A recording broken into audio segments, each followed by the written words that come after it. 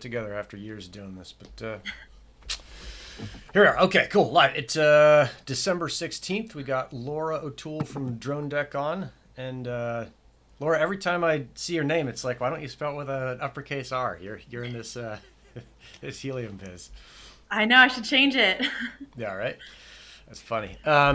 Cool. So we got a lot of stuff going on in the Helium network, and one of them that people have questions about is who's using it. And so it's always cool to have folks come on and talk about who is using it, and you guys are. So tell me about what you guys are doing with it and how you're using it and what you're excited about. Yeah, so to start, give a little bit of background about the company. So I work with Dronedek. We are the smart and secure mailbox of the future. So we interface with drones, ground robotics, traditional delivery, all of it, and we also offer a whole host of features. And so that's kind of how we're using the Helium network. Actually, is since we have so many sensors inside of our decks, we are using the Helium network to help transfer some of that information, that data, to our cloud. So, and the reason we're doing that is because it's a lot cheaper than using cellular data, 4G, 5G, whatever. And some of our sensors just don't need that robust of a network, and so the Helium network works perfectly. It helps lower our cost and still gets us the information that we need. Yeah. Oh, it's cool. And I saw the videos. It's like a drone goes down and drops a little thing in a mailbox from a slung package. Mailbox opens and closes. Like it looks pretty fancy. Well, thank you. Yeah, we are very proud of our product. Right on. We got a couple folks on here today. Just give them various shout outs. Siegfried and 619 and 𝗓𝗏. I don't think I've seen 𝗓𝗏 before. Maybe I just don't recognize the name. Kenny, what's up? Travis, Siegfried, Falcon Punch, and then my bride Lee. So we got a crowd today. Cool. So are there specific things, Lora, that Dronedek is using helium for? Like, is there a specific sensor, or is it just, I don't know? Does it shift? So we're still onboarding more sensors as we test. We started off with one of our sensors, although we know that a lot of them can be probably on the Helium network really effectively and efficiently for us. So right now we're using it mostly for diagnostics. So things like battery life, if a sensor goes down or something, that all goes to the Helium network. Yeah. We're also looking at adding, microclimate weather, uh, micro weather. So Yeah. really specialized, very specific location weather. So your address specifically, if you have a drone deck, you'll have a weather sensor.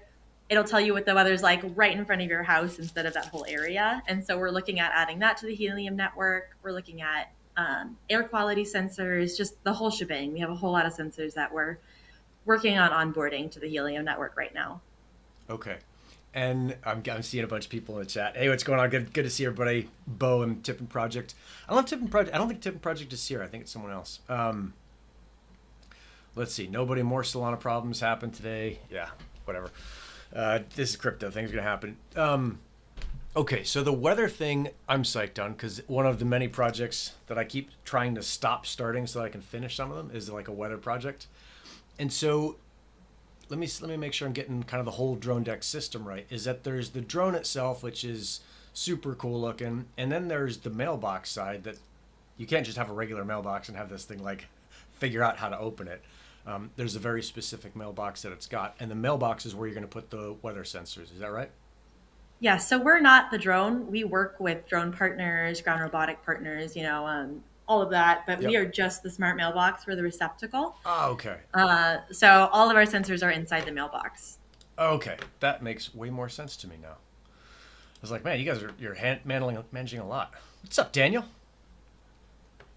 Let me see if I can get. Hey guys, sorry, I'm in Brazil right now. I'm in a co-working facility, Yeah, you so I'll are. be just looking for a place for me to sit All right, down. cool. Well, good to see you again, Daniel. It's been a while. I think Helium House Austin is last time. Yeah. So we did our talk, Lora, at Austin, right? We didn't. I don't think we did anything in New York. I didn't do anything in New York. No, I was not able to attend the New York event, sadly. Yep. Yeah. No. There's a lot going on. Okay. So you guys do the mailbox thing, which is, let's see. What is the weather station data, or what is the weather kind of data pickup? Is that wind speed and direction and temperature, or is it just one or two things? What are you guys thinking there? We're looking for everything. That's what we're adding. It's what we have right now. Wind speed is extremely important to our drone partners, and then the micro weather data in general for if it's raining, if it's sunny, is still really useful for a lot of our logistics partners. So we're getting it all. Okay, that's super rad. Um, because I mean, I would have thought like, oh, wind speed and direction is like it's important for paragliders, but nobody cares about it outside of us pilots. But actually, you guys are flying something, or your partners are flying something, so it's super important for them. Um, do the owners get to see that data? Like, if I put in a Dronedek mailbox, do I see like, oh, here's my local weather? Yes, yep, that information is available to the user. Ah, cool. So then let's see.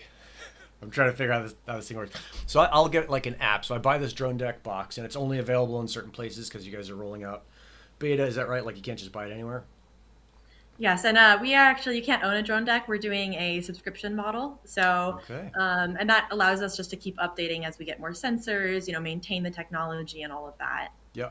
But Yeah. currently, we are in just very specific markets and specific locations. So And then so if I'm renting this thing or leasing it or whatever it works, like it must be something that it's got to get bolted into the ground, but it can be something that gets removed if I'm like, oh, this isn't working out for me, or you guys yes, are like, exactly. this is a sucky customer. Okay, man.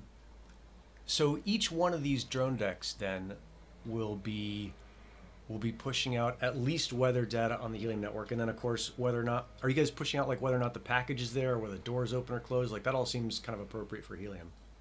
Yes, we're doing all of that. They're not quite onboarded onto the Helium network yet because Okay. again, we're adding in stages as we're continuing our pilot testing and Yep. everything. Yep. But that is definitely information that we're looking at pushing to the Helium network. Ah, interesting. Cool. And then how are you guys, or do you know, going to handle the migration over away from kind of Helium console, where Helium/Nova manages the whole thing, to running your own chirp stack? Are you guys going to do that, or are you running your own LNS? Do you know anything about that? We're definitely planning on doing it. I'm not an embedded system engineer. I do work very closely with him. Yeah. And we have a great team working on this, but we're doing everything in house. All of our sensors that we're using mostly are made in house and everything, and so we are using our own dashboard for managing and just keeping up with what's going on with it. We actually had talked to 𝗚𝗿𝗶𝘀𝗁, and we are looking at. It looks like Daniel kind of dropped off, but we are looking at using some of their solutions as well. Okay. Oh, that'd be cool to get him on and talk about it. Yeah. Oh, here he comes. Look at him. He must have found a place to come and hang out. Or It's maybe. like Beetlejuice. I said his name, and here he is. Yeah. Let's see. Daniel. 3 times. There we go. I'm back. There we go. You got settled in and rocking. I'm seeing a bunch of Yeah, questions in the chat too that I also have for Laura. So let's see. Siegfried's asking, is it one package at a time, or can they load up this box? Oh, my dog went crazy. All right. So however many packages can fit in the deck, we can accept. The units themselves usually will accept more than one package because most of the packages that are deliverable by autonomous systems right now are pretty small, but 91% of packages are 5 pounds or under. And so with that size, we can accept several packages in the drone deck at a time. Okay. And the images that I've seen on the kind of promo videos, it's like was it like a big metal kind of box that gets bolted to the ground, I guess, and it's got a couple things that allow the drone to come down and drop the package into it and then fly off. And it also has a charging station on it, so you got to run power to it. Yes.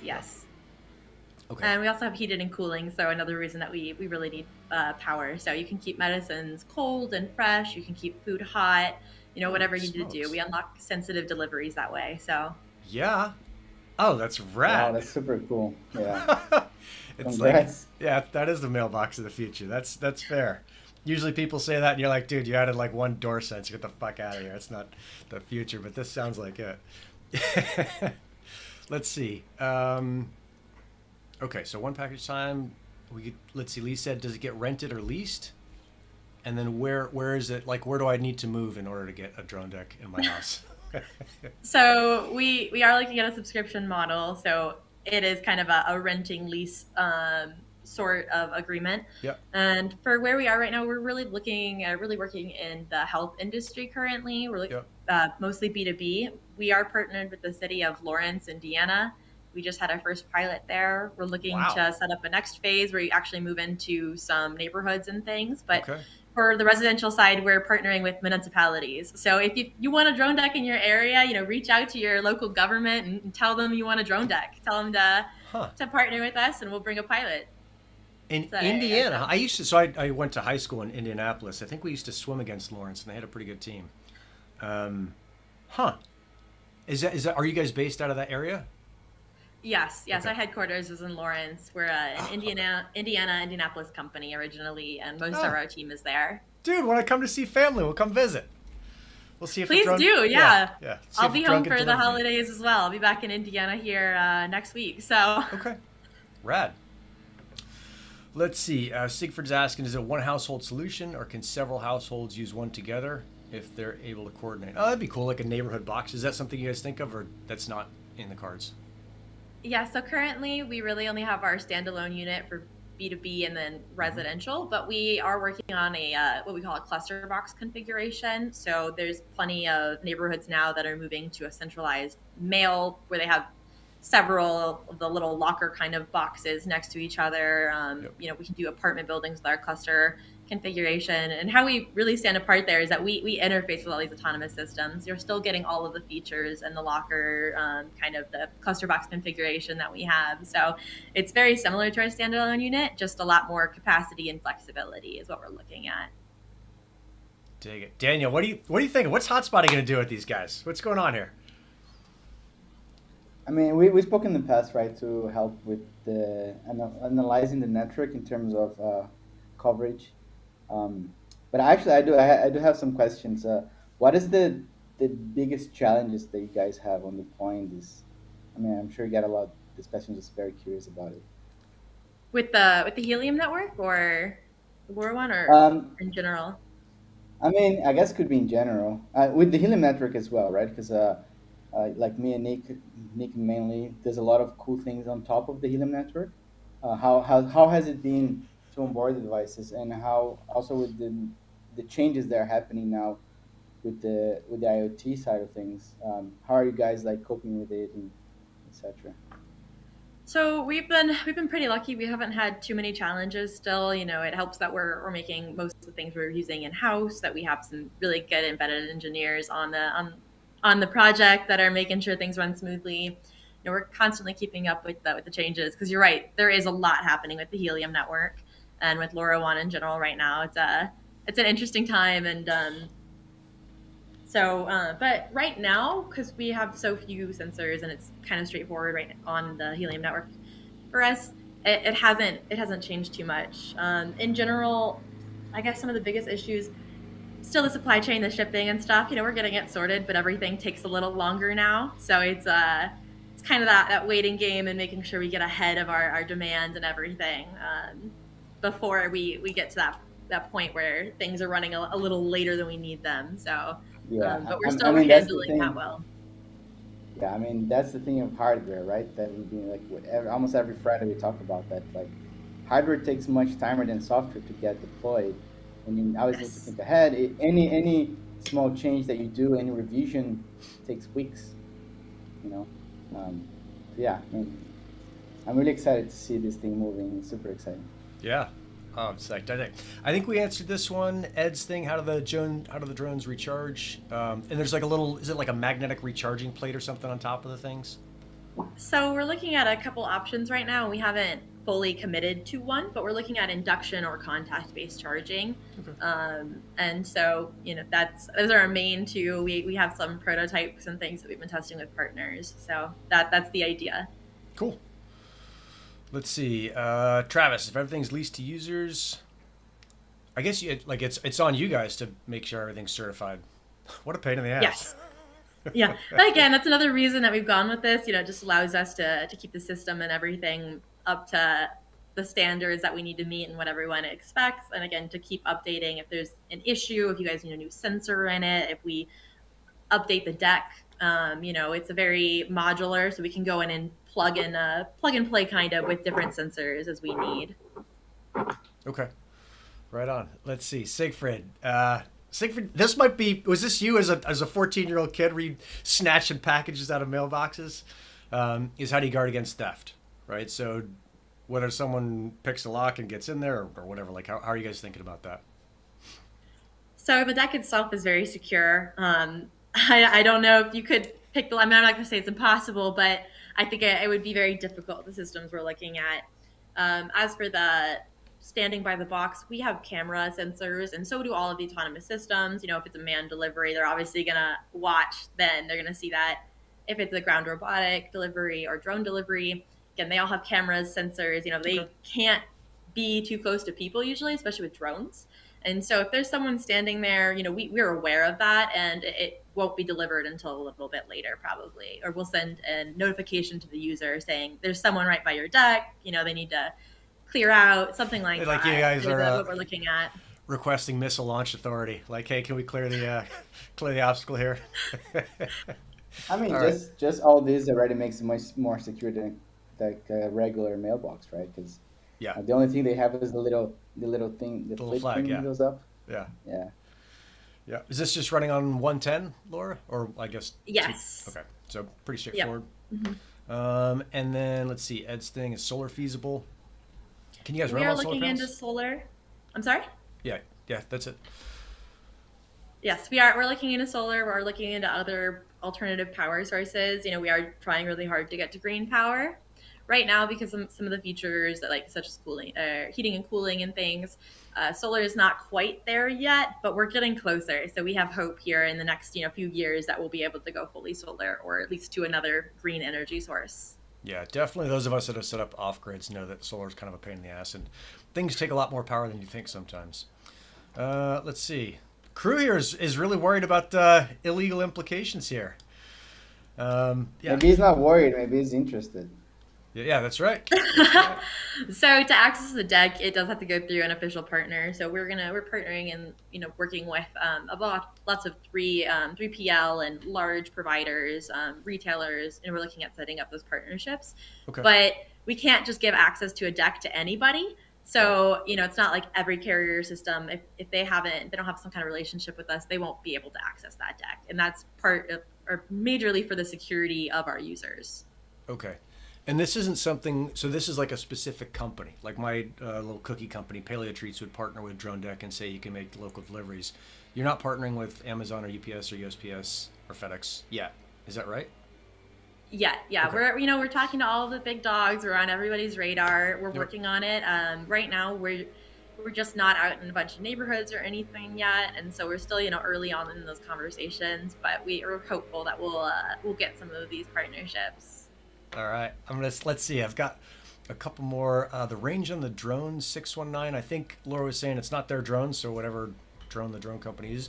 So how does that work? Do you guys contract out to like a local drone fleet operator and say like, hey, integrate with Dronedeks in your area and we'll use your drones?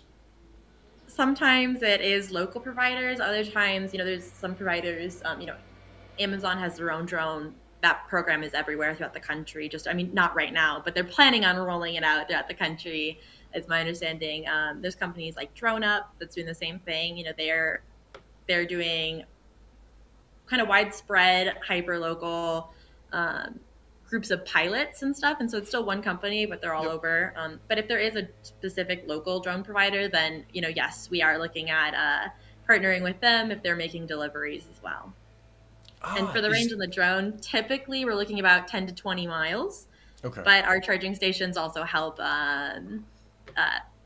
make that longer a longer trip possible because they can sit and charge for 5-10 minutes and then finish their trip.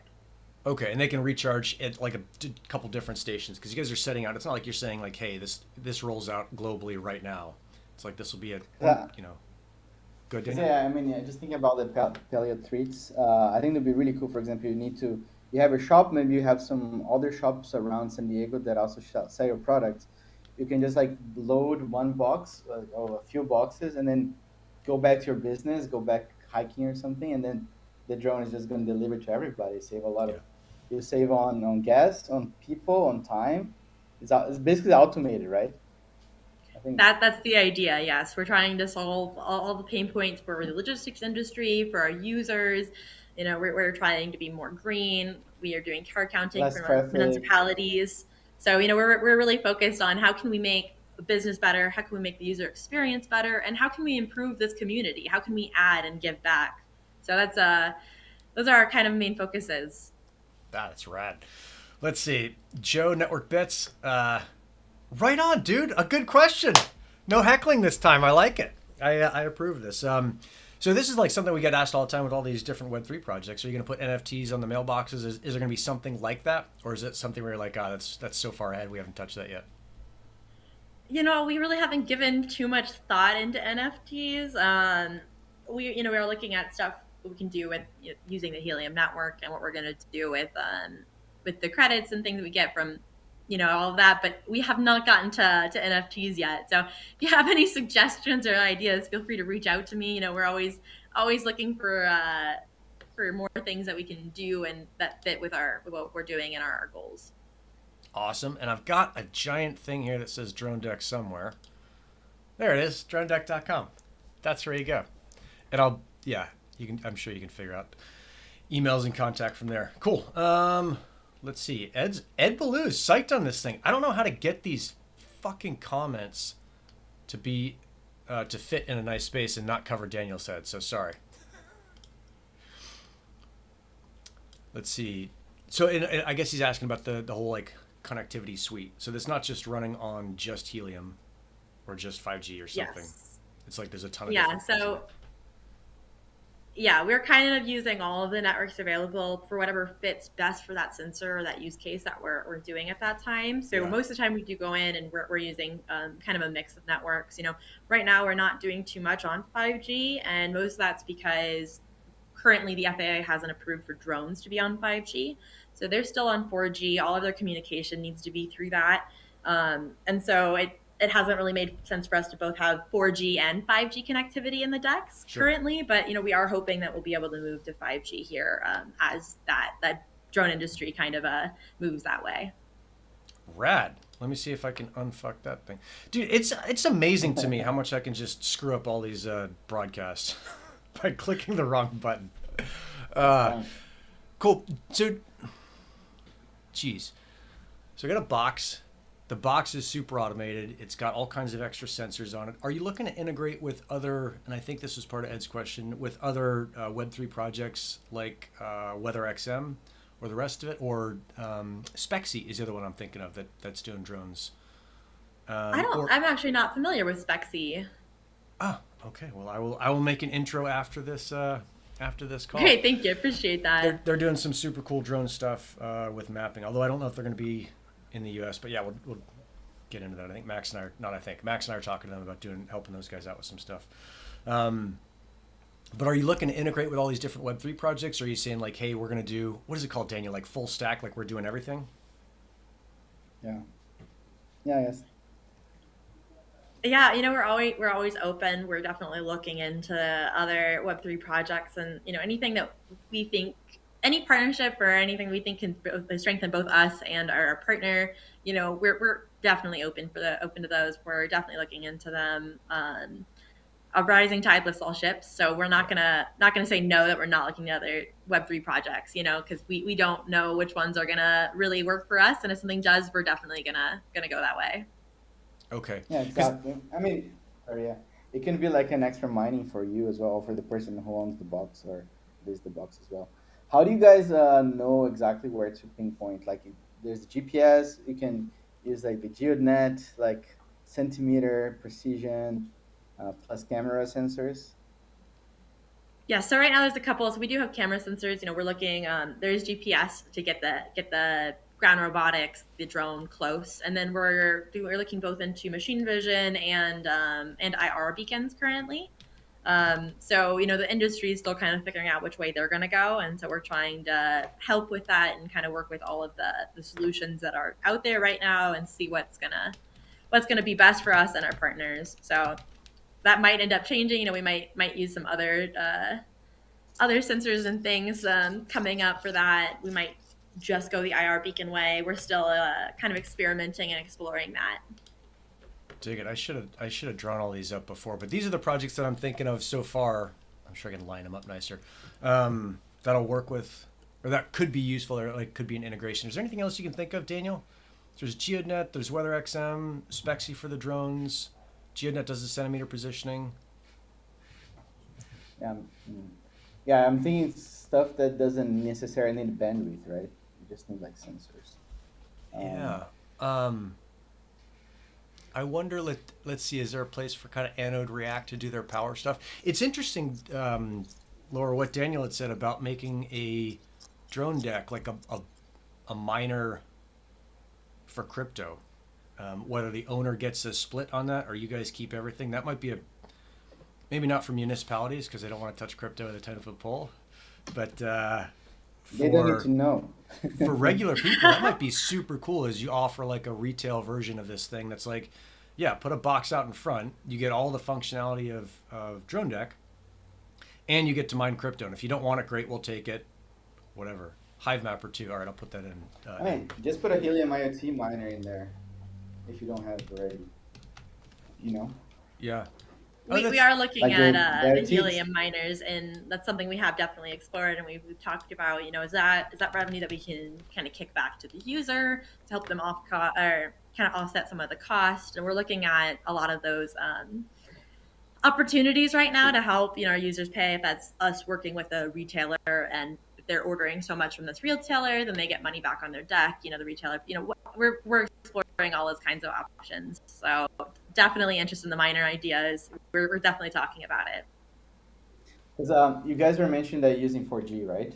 Is the 4G where? Is in the drone or is in the box? Both? Both are using it, yes. I mean, because you already have then 4G inside the box. With the light miners, there's like almost no bandwidth usage. Might as well put like a rack device inside it. You're helping your own coverage, plus helping you offload the 4G cost minimum.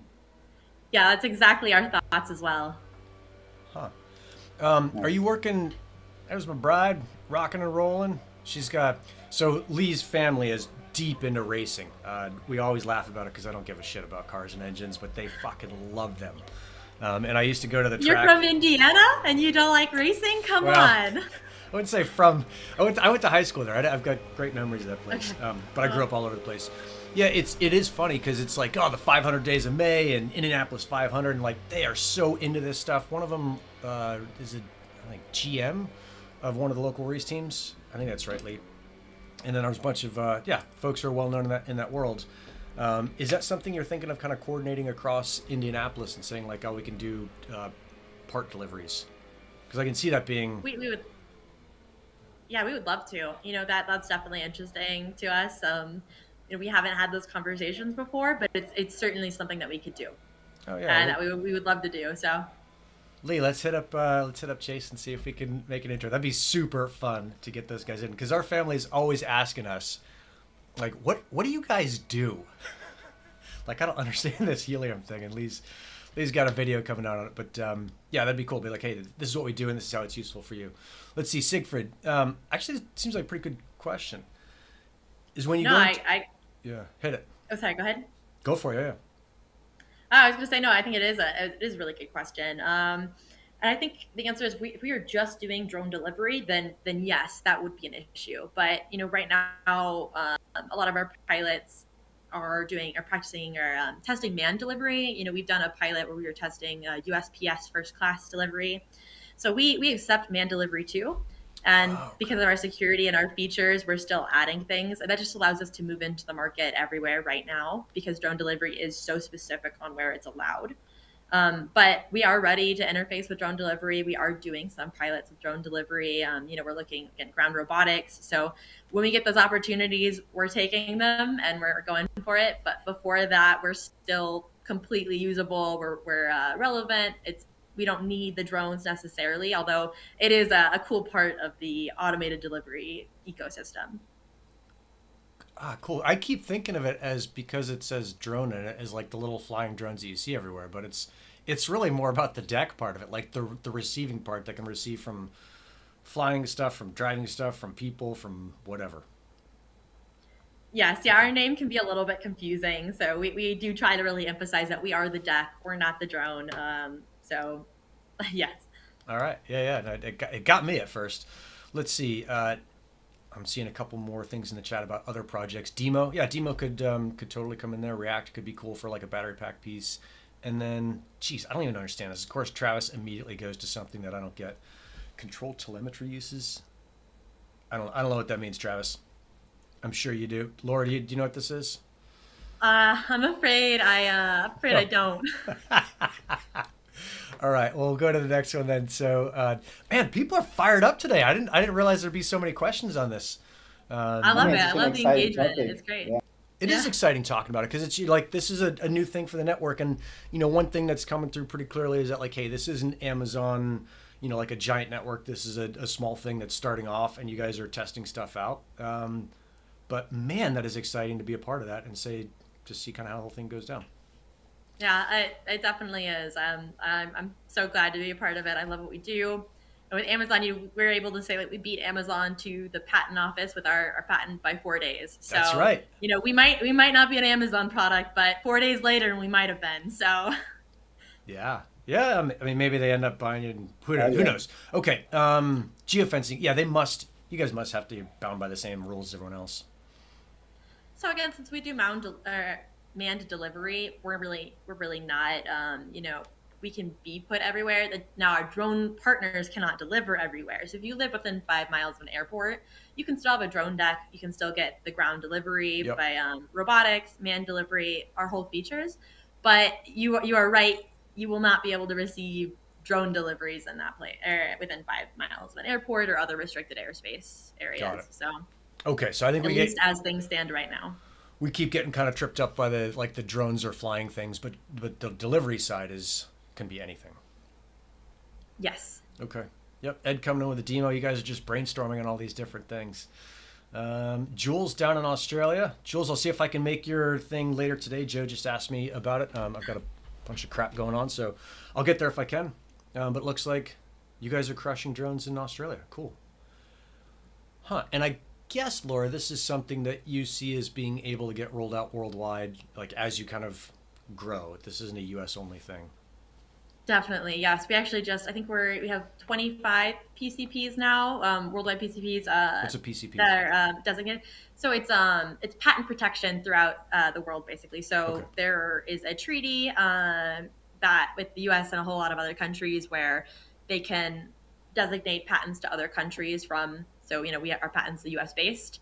That patent is now protected in 25 other countries through that treaty. So we Okay. are looking at going international, definitely. Cool. I know we did patent stuff for paleo treats early on because there's a company down in Australia, funnily enough, that was making paleo treats. We're like, dude, come on, stop it! But it's such a pain in the ass internationally, and there's like I don't know 6 million people in Australia, and there's probably almost that in San Diego, and certainly that in LA. That was like, oh, it's such a small market. Like, fine, you can fucking have it. Go for it. Let's see. So are you guys going to do anything with kind of crypto blockchain mining and Dronedek stuff, or is that all you're doing is you're using the Helium network, but you're not going to enter into kind of the Web3 space? We've discussed it. Right now, I don't have a concrete answer for Yeah. you. We have explored kind of the idea of some kind of crypto play or something, just because there's so much going on in the space, and it is really tied with the technology and everything coming out, and it's kind of that future. So we definitely are exploring it, but we haven't decided completely one way or the other right now. We still have some more analysis and things to do and thought to put into that. Okay. And a lot of challenges to do, right? Hardware challenges and stuff to figure out. Yes, exactly. Yeah. Huh. Um. Let's see. So this is something that we kind of skipped past.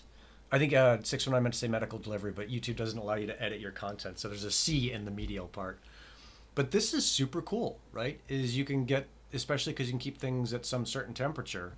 Like that's a pretty big unlock that most of us don't think about. Like if I don't take cold medicine every day, then I don't need it. But it's a big deal. Yeah, yes. And even if your medicine doesn't need to stay cold, if you're somewhere like Arizona or something where it gets really hot in the summer and things, if even regular medicine that doesn't need to be cold can't be left at those temperatures for too long. And so Yeah. we're able to help with that as well. Yeah. Right on. I'm catching up on the chat. We got Bobby's here. All right. Right on, Bobby. Oh man, there's a ton of stuff going on in the chat. Laura, is there anything else, like the common misconceptions with Dronedek must be that it's all drones, that it's a drone and a mailbox system when it's just kind of the box system. What else do people commonly make kind of mistakes about when they're thinking about it? I think those are the really two big ones that we have.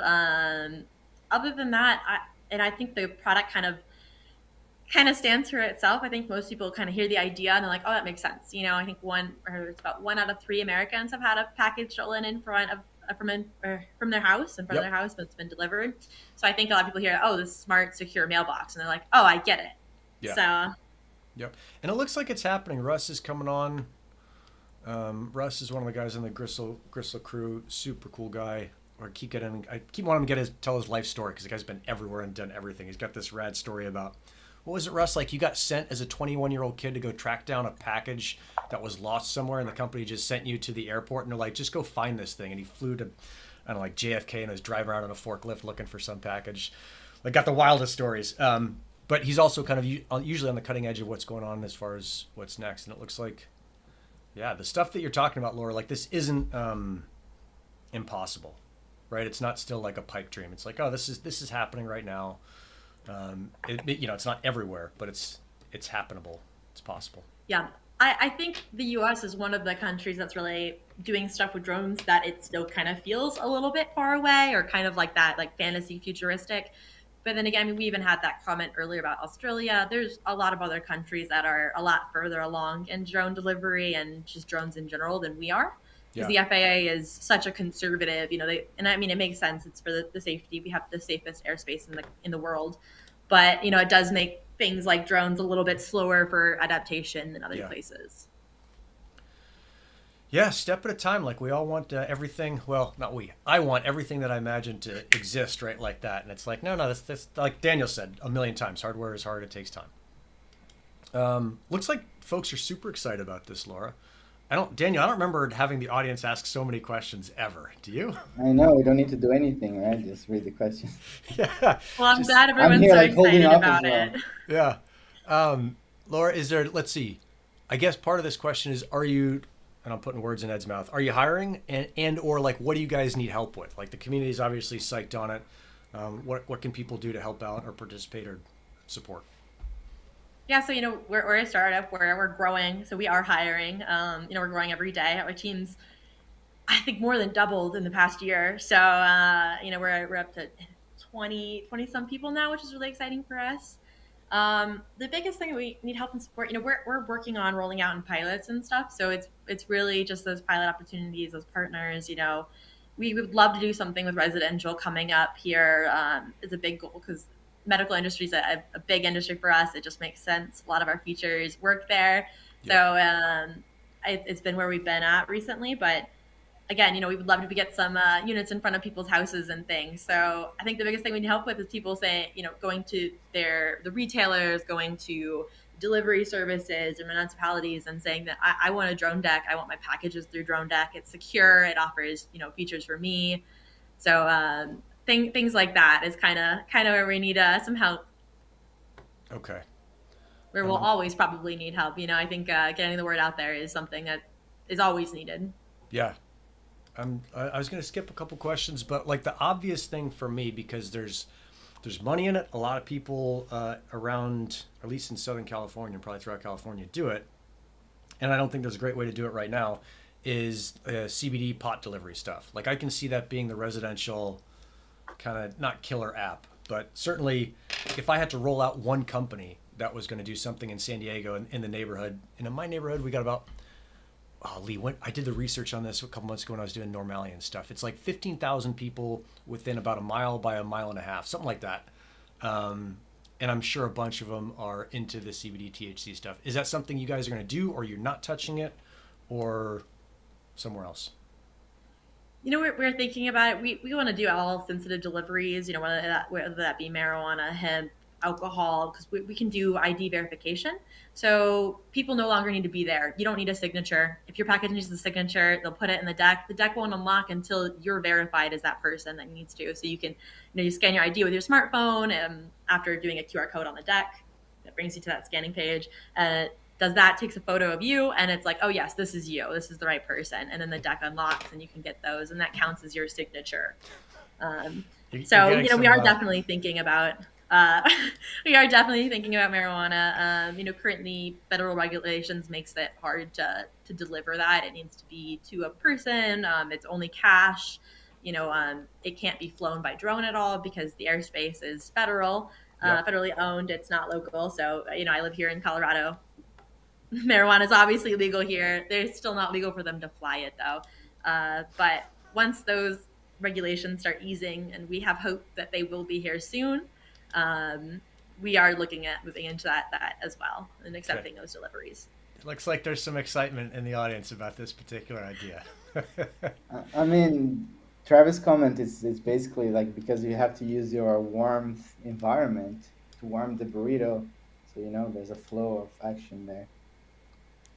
All right. Yep, exactly. Yeah, you're on your way home. You want a cold beer, you want a hot burrito, whatever. You can order it. It's waiting there. It'll still be fresh and nice when you get there. And yeah. Cool. And is it something that you guys are going to do stuff with DoorDash? Lee, that's a great point. That's the other obvious thing, is all of the food delivery stuff.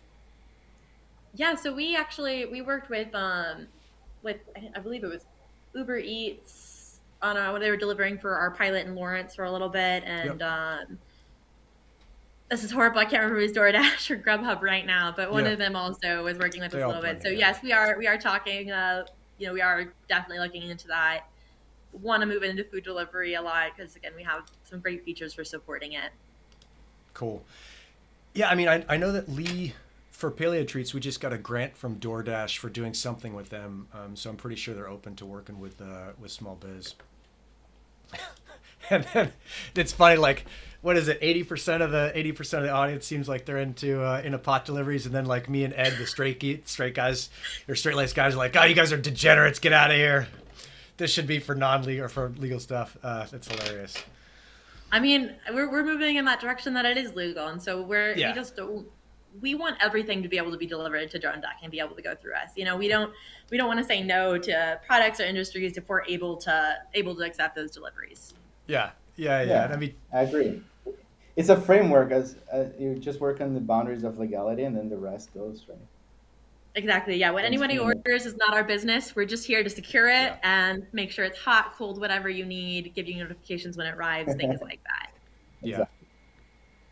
Oh, this is so cool. It's like wild to think about it. And all these guys are like psyched on the various things you can drop. I think one of the things, Laura, that I skipped past as I was fiddling with all the chats that's really cool is that Dronedek eliminates the requirement for a signature. Like, that's a pretty big deal. Yes, yeah, we're really proud of that. There's no more missed delivery. We save the shipper a lot of money from that because most shippers will go to your house 3-4 times to see. Each time it costs them money, and that cost is built into the shipping cost for each interval. So anytime you pay for shipping, you're paying for those instances too, because they have to not be losing too much money there. So we eliminate that. We can save both the user time. We can make it more convenient. You don't need to worry about that delivery window that's 4 hours or whatever, where you have to be home waiting. So it helps everybody, we like to think. Who never had to stay home waiting for the guy that doesn't show up, right? Yeah. And then this Ching Chong, what a name.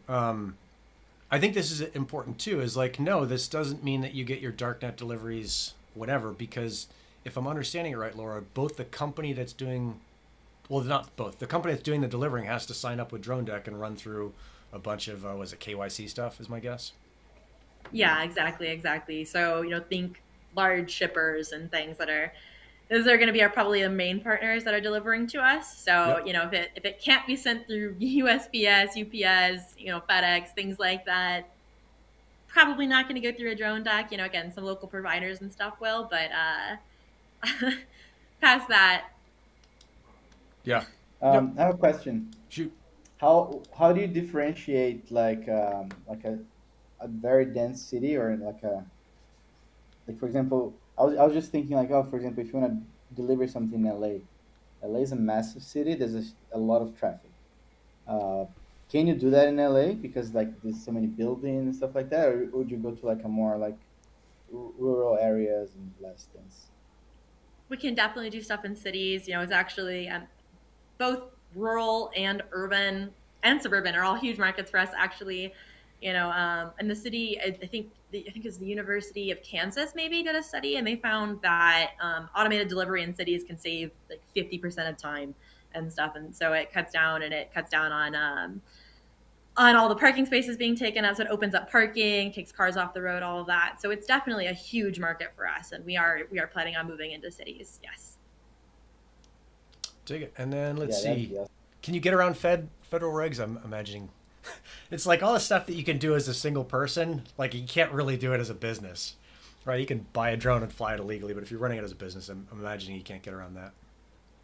No, all of that would, and again, that's our drone partners. That's not us, but Yeah. they are getting. Excuse me, I'm forgetting they're getting waivers Okay. and things like that to allow them to do the deliveries that they need to do. And so, I think someone even mentioned that Google was doing deliveries within 5 miles of an airport. Yep. All of it's possible. It's just about getting the FAA to sign off and having the correct waivers. Right. And you guys are doing the kind of receiving part, not the flying part, even though the flying part's Yeah, and illegal. also just really quick back on that question. Yeah. He was talking about how most or space above homes is Oh, the 500 considered feet private above. property. Yep. Yes, that is true. But once you look at things like the Part 135 for commercial drone pilots and stuff, and it's under the same regulations as airplanes, and so the airspace above houses actually don't matter as much in that case. If you're flying on Part 107, it definitely does. Okay.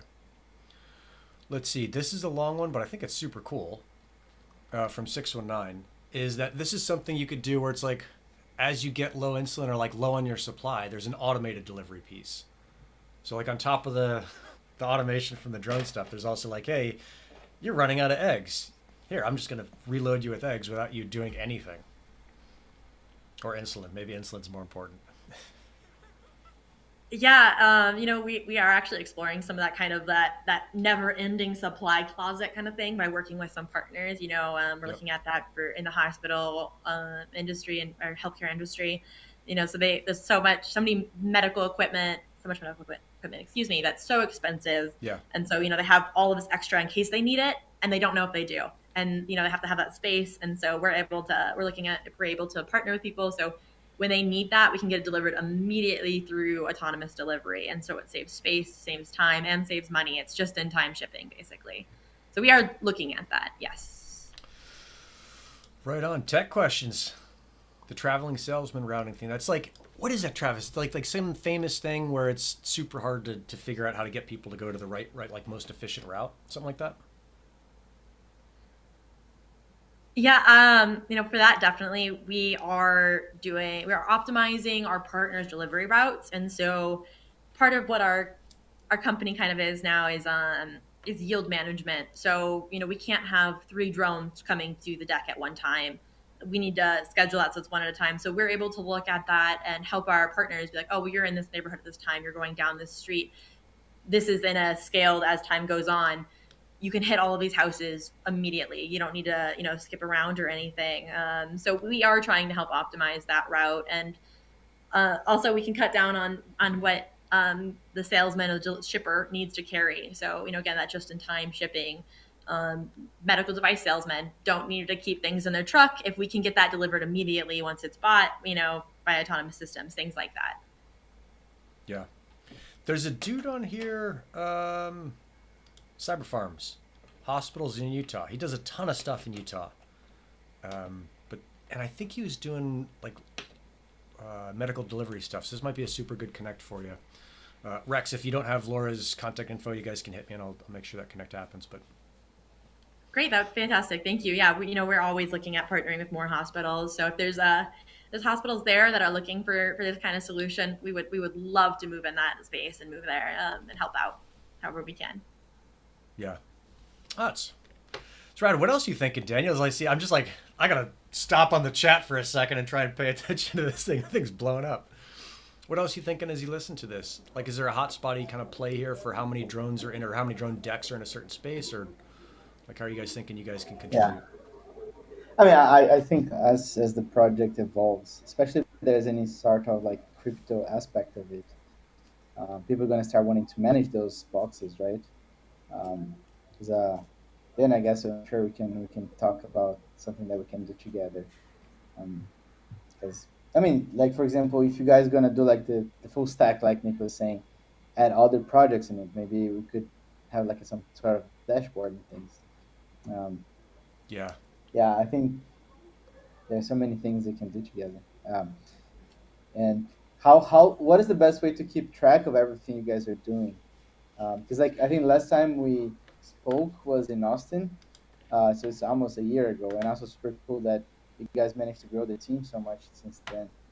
But I Yeah. haven't been following too much. I would love to be closer with updates, kind of thing.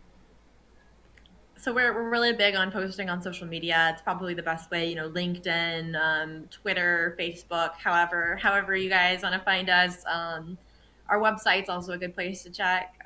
So those are probably the best ways. Maybe I can make that Yeah, and switch. if you want to get in contact with Dronedek, we have info@dronedek.com and contact@dronedek.com that you can reach out to for questions. If you have ideas, if you want to work with us, whatever. So those are the best ways. All right. Just stay in Yeah, there. And Daniel, you and I got to do more stuff on LinkedIn, right? Like, we keep kind of nosing into it and checking it out, and then we get sucked back into Twitter or Discord or whatever. But it seems like LinkedIn is the way to go for a lot of this business stuff. yeah, yeah. There's a lot of cool things happening in LinkedIn. I used to hate LinkedIn before Hotspotty, because the only thing I got was a bunch of like headhunters. Yeah. But now actually there's some sort of like, I wouldn't say even professional communities. There are a lot of people that are interested in tipping. They are active on LinkedIn more than Twitter, Yeah. as it's there's less those fake accounts, right, or DJs or people just saying writing a bunch of down like bad things. LinkedIn, I think the nowadays, especially the vibe's a bit better. Yeah. It's the whole thing's changing. All right, we got a couple questions here. We got some time left. Chad, Bobby, how? Jesus, you fucking guys are blowing up this chat faster than I can click on the things. How heavy can the thing carry? Like, does it matter? I mean, it must matter. You can't carry like So a 600-pound package. the Dronedek actually is not. It doesn't matter for the Dronedek. It's really sturdy. It's made out of metal. It's meant so. And for USPS certification, we're going through some of the testing through that. It gets sent to a lab. They they do crazy things to it. It's not if we can destroy this. It's no, we're gonna destroy this. It's just Mm-hmm. what point it takes to destroy it. So our units are tested against crazy things. They've had bullets shot into them. They've been shredded. So the deck itself is not limited by weight. Now, if you're talking about what a ground robotic delivery can manage, or what a drone can manage, that's a different question.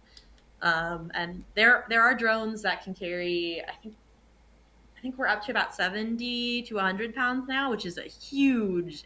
That's crazy, honestly, coming from the drone industry. Being able to see that there are drones that can carry that much weight. Ground robotics can handle a little bit more depending on the robot, and then manned delivery is as it always has been. Cool. I might leave this drone deck as in a drone here. That might be useful, because I keep getting tripped up on it. Let's see, what else has Bobby got? When are you gonna have me on the show? I don't know, Bobby. Maybe we'll do like a vote on it. If people thumbs up and we get 100 thumbs up, I'll get you on the show, or I'll figure something out. We'll do it maybe next week, something like that. Let's see, Kenny stuff. What are the requirements? This is like the standard kind of commercial requirements for someone to fly a drone. Like, is this something, Laura, where someone can? I can't imagine it is. Where someone comes in and says like, "Hey, I'm a qualified commercial drone operator. I can fly for you guys," or do you need like a local fleet to work with? So right now they would need to go through our drone partners. We're not doing any of that drone management, that drone fleet management or Right. anything. We're working with people who are, and everything.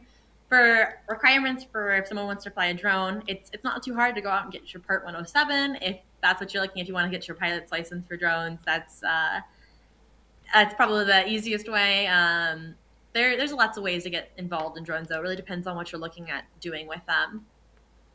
Yeah. Will the drone ship my Lambo? Yeah, yeah. When HNT goes to 300, I will guarantee that. Just get multiple drones. It's fine.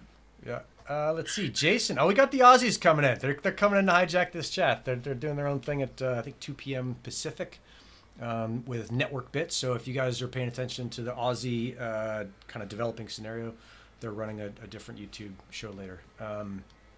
But Jason is one of them. And how hygienic is it? Let's see. Yeah, do they like sanitize between drops? I'm guessing that's well. Laura, I'll let you answer that. Sorry. Yeah, no, great question. Great question. So the drone decks, and I love questions that kind of feed into our features. I get to plug things a little bit more. We actually have UV disinfecting lights. That was something we had on our patents before COVID, not much longer before COVID. So it's actually really great timing. But yes, we can disinfect packages, and that's really big in the hospital market for us too. It's another big feature there. All right.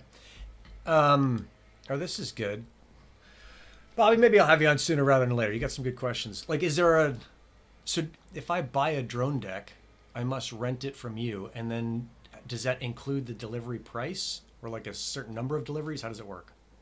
Delivery prices are through our partners, shippers. We're not gonna tell the 3PL or something like the retailers what to charge. That's not our thing.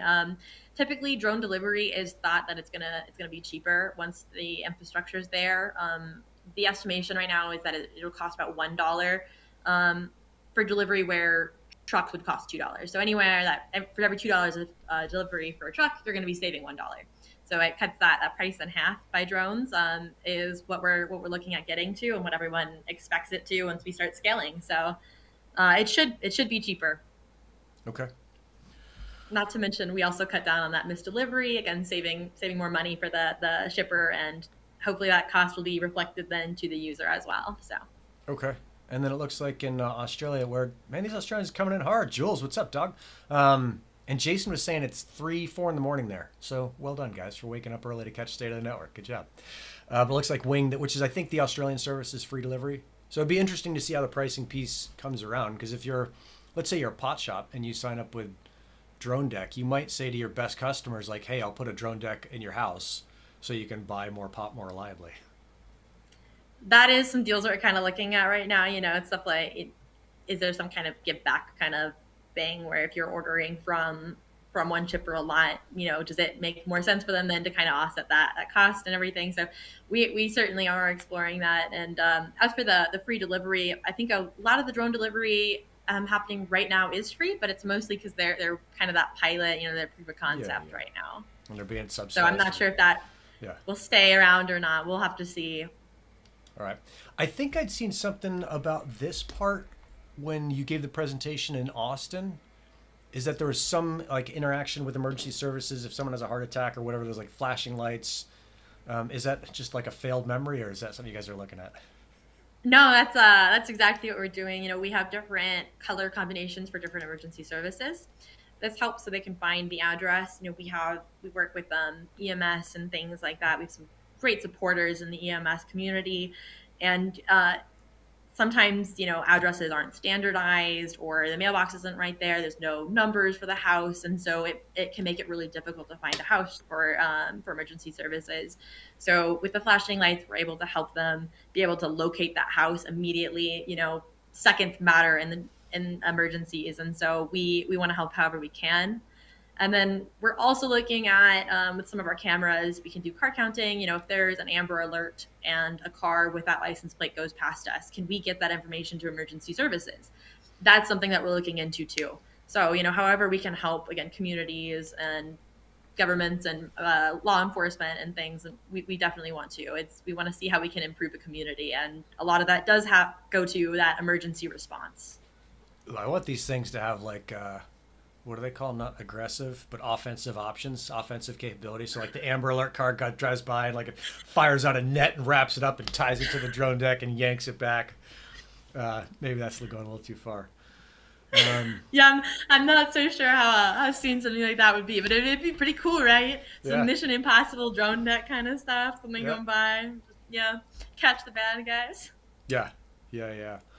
Uh, and then Ed's asking, is it going to bang out some dubstep? So like, these are like fun little questions, but it's kind of cool. You think like, oh, it's your birthday. If this thing fires up and like, I don't know, sends little sparklers into the air and plays your music, that'd be pretty cool. You know, we do have speaker capabilities. We haven't thought anything that far, but maybe it's a cool idea. Yeah. What does the cost look like? Like if I wanted to get one of these in and I managed to talk to the local municipalities and said like, hey, this is what we want, da da da. Like, what does it look like for a drone deck? Is it 10,000, 30 grand, 1,000? What do things look like? So since we're doing the subscription model, you know, we really wanted it to be a low barrier of entry, or excuse me, of a low barrier to access it. Yeah. So you know, we're looking at something like $20 or so a month, and again, we're looking at ways to offset that cost every way we can. So there's a platform access fee for shippers. You know, if it's a municipality for some of that data, you know, that's gonna be it's going to cost a little bit. So, you know, for card counting, for the micro weather, you know, all of this is all data that we can sell to municipalities that helps out. So we have several revenue streams that we're looking to help offset that cost for consumers. Dang, that seems pretty cheap. Like I could rally my neighborhood like, hey, let's get 1,000 of these things if they're 20 to 30 bucks a month. That seems like a pretty good deal. But you got to find the other side too, the people who are going to deliver using it, right? Yeah. Which is our pilot so far. You know, again, we're still looking for more partners always, but we've been working with some big companies again, like USPS tested out manned delivery for first class mail to us. You know, again, we had the 𝗚𝗵𝗁𝗶 deliveries and things like that. So we do need shippers. We definitely have interest, and when we go to pilots and stuff, most of the companies are open to delivering for that pilot and testing out. Love it. All right. Well, I'll see if I can square something away in San Diego. We are at our time. We're actually a minute over. Lora, I don't think we've ever had someone who got so many questions. So well done for this exciting drone deck thing. For those of you who have questions in the chat that are not going to get answered because we're going to cut this thing off in the next 30 seconds, hit info@dronedek.com. Is there anything else, Lora, that you can think of before we sign off?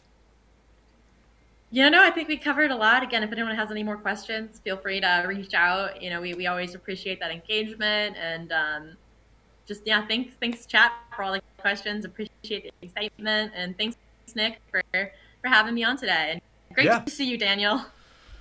Yeah, psyched. Thanks for coming on, Daniel. Anything else before we go off? I know we had like some Helium news, but we just skipped right past with this drone deck stuff. Anything you want to hit in the last 7 seconds? No, I'm just in Brazil right now enjoying summer. Okay. And I saw the picture you sent me. It does look like you're enjoying it.